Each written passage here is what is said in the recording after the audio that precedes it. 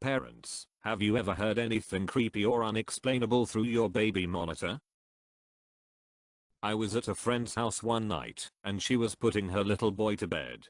Her baby monitor had a camera built in, and was installed at the foot of the crib. She also had one of those mattress sensors in the crib. Well, we are sitting down, watching a movie, and the receiver for the monitor is on the coffee table in front of us. The sound sensor spikes, and the screen goes white. She picks it up, and all you can make out on the screen is an eerie face. We go running into the room and her kid is sound asleep. We look around and don't see anything strange, so we go back to the movie. About 10 minutes later, the same thing happens. I get up quietly and sneak into his room while she stays on the couch. I catch the kid standing up in his crib with his face right up against the monitor. He is smiling like crazy and giggling.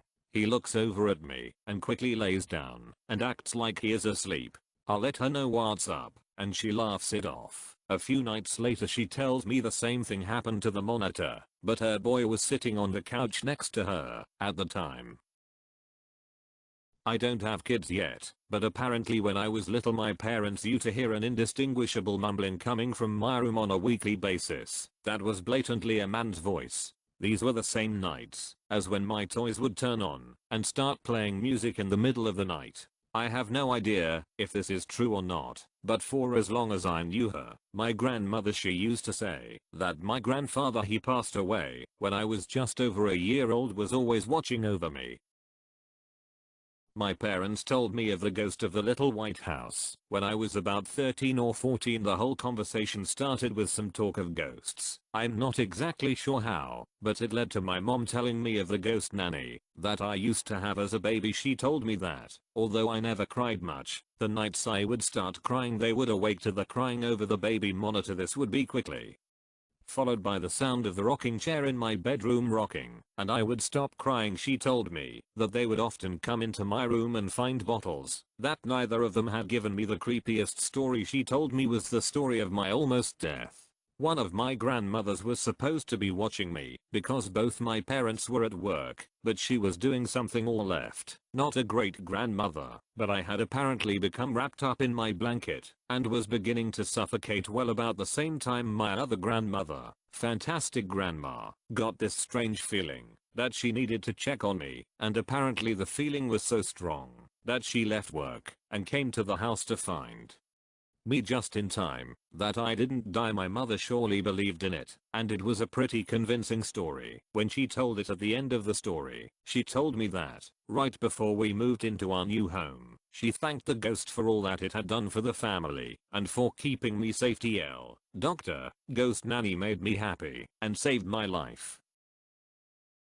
When my daughter was about 8 months old, I was in her bedroom cleaning while she was playing in her crib. I had her monitor turned down, but when I noticed the red lights moving, signaling noise, I turned it up. I heard, plain as day, a child screaming something along the lines of "I'm sorry, no, please no." The worst part is that I could actually hear him being hit. Not slapped, but seriously beat. I lived in a heavily populated area of Pittsburgh, so there was no telling where this was happening. I grabbed my dog and ran outside anyway, hoping to hear the child scream from an apartment or house so I could call the police, but I couldn't zero in on it.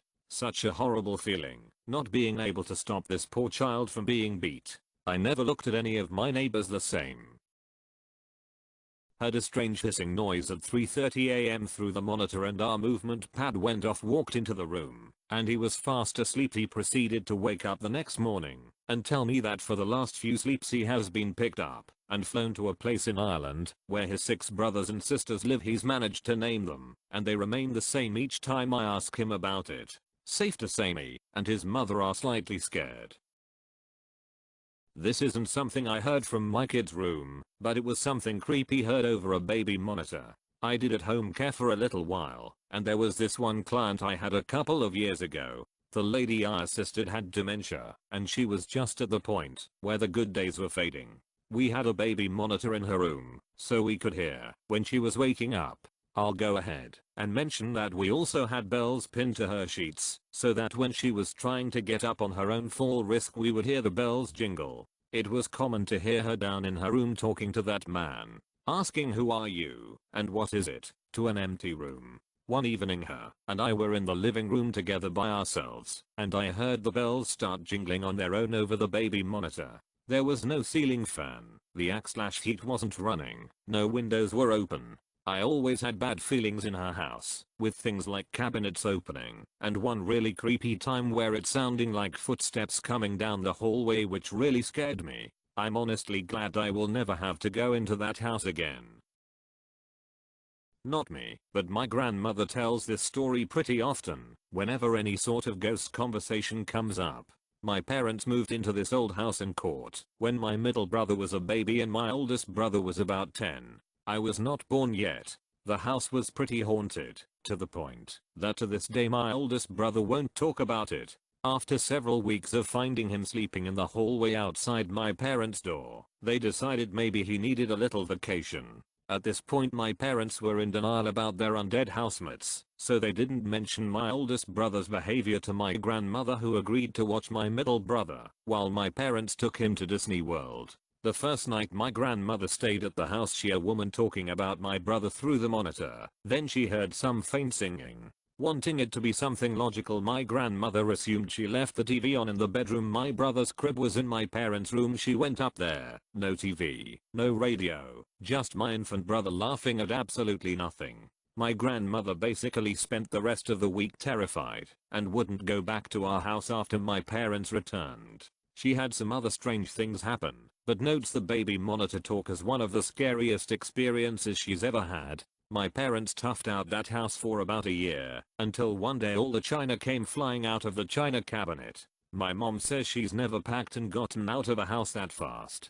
They stayed in a hotel until they sold it. TL. Dr. Grandmother heard a woman talking and singing to my brother.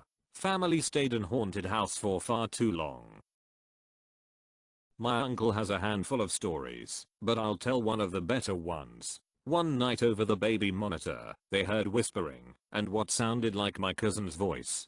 Strangely though, they heard another voice that sounded like my grandma's. She passed a year before this. They go into her room and asked her who she was talking to, and she says, I was talking to grandma. She helped me find my doll. The doll was on the floor, but when they checked on her it was in her crib.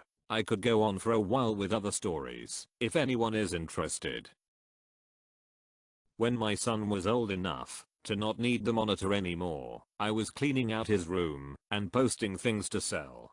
Baby monitor was one of them. I had the receiver in my room and the other end in my son's, but it was turned off. I turned on the receiver part first with the intention of going to my son's room to turn the other end on to see if it still works before I sell it. Well, when I switched it on, I heard another baby crying. Definitely not my son, as he was watching TV happily. I listened for a while thinking someone would come get him/her eventually. No one came the whole time. My heart broke for that baby. I could hear adults talking in the background, but not clear enough to hear exactly what they were saying. The baby would cry for 20 to 30 minutes, fall back to sleep, wake up, cry again for another while, go back to sleep, cry for an hour, sleep, over and over, with no signs of him/her being moved/picked up/spoken to/played with. Nothing. I wish I knew which house it was coming from. This was about 5 years ago, and I still couldn't figure out who it was. In high school, I would somewhat frequently watch my neighbor's 2 children and their enormous 1850s ice home. I never really thought of it as being too creepy, but sometimes my best friend would come with me if it was going to be a late night and we would watch movies once the kids were asleep.